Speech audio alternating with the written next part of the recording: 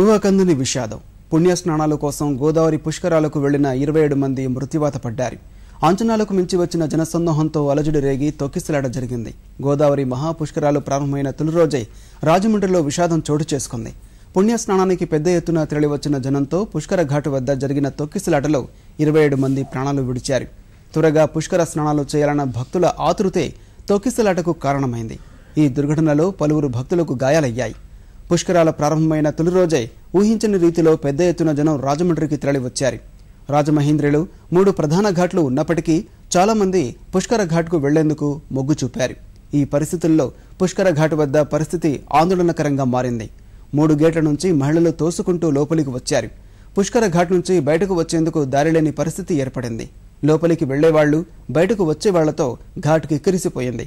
చాలా మంది భక్తులు కష్టపడి గోడ ఎక్కి పుష్కర ఘాట్ లోపలికి వెళ్లేందుకు ప్రయత్నించారు. ఈ క్రమంలోనే పుష్కర ఘాట్ వద్ద 27 మంది ప్రాణాలు కోల్పోయారు.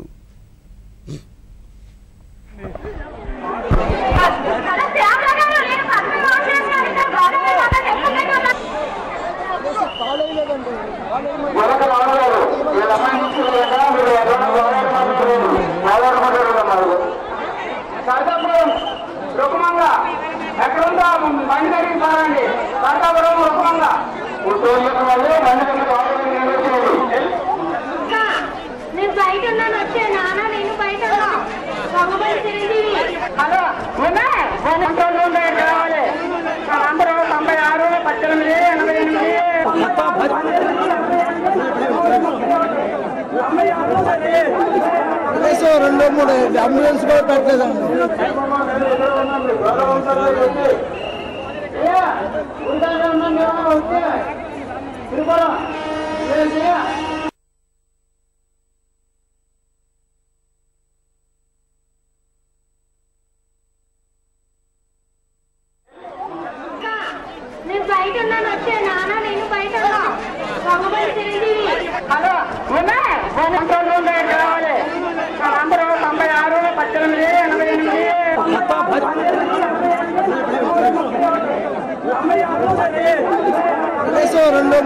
అంబులెన్స్ కూడా పెట్టలేదండి.